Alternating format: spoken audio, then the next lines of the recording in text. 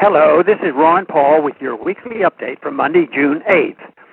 If you look at the track record of the interventionists, you might think they would pause before taking on more projects. Each of their past projects has ended in disaster, yet still they press on. Last week, the website Zero Hedge posted a report about hijacked emails between billionaire George Soros and Ukrainian President Poroshenko. Soros is very close to the Ukrainian president, who was put in power after a U.S.-backed coup deposed the elected leader of Ukraine last year. In the email correspondence, Soros tells the Ukrainian leadership that the U.S. should provide Ukraine with some level of sophistication in defense weapons to match the level of opposing force. In other words, despite the February ceasefire, Soros is pushing behind the scenes to make sure Ukraine receives top-of-the-line lethal weapons from the United States. Of course, it will be up to us to pay the bill because Ukraine is broke. But Soros seems to have the money part covered as well. In an email to Ukrainian leaders, he wrote that Ukraine's first priority must be to regain control of financial markets. Soros told Poroshenko that the IMF would need to come through with a $15 billion package, which he was confident would lead the Fed to also come through with more money. He wrote, the Federal Reserve should be asked to extend a $15 billion three-month swap arrangement with the National Bank of Ukraine. That would reassure the markets and avoid a panic.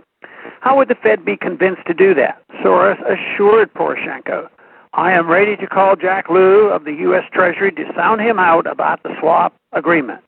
So George Soros, with use of his influence in the U.S. government to put the American people on the hook for a bankrupt Ukraine, forcing us to pay for weapons, more military training, and Ukraine's crippling debt. Who is thrilled with Soros' drawing the U.S. government into more intervention in the region? Well, the military-industrial complex, for one, is happy at the prospect of big weapon sales to Ukraine. The bankers are thrilled. Washington power brokers are thrilled. There is something in this for everyone who is politically well-connected. The only losers are the people who will be forced to pay for it, the American taxpayers. No one seems to ask why we are involved in Ukraine at all. Is it really any of our business that the East wants to break away from the West? Is it a vital U.S. interest which flag the people wish to hang in Donetsk?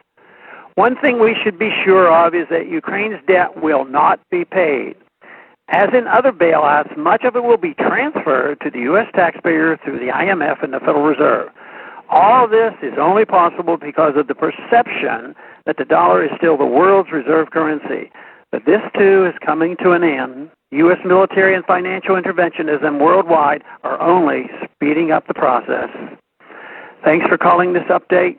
A new update is placed on this number, 888-322-1414, every Sunday. The written text can be found on my Ron Paul Institute website at www.ronpaulinstitute.org and on my Facebook page. Thanks for calling.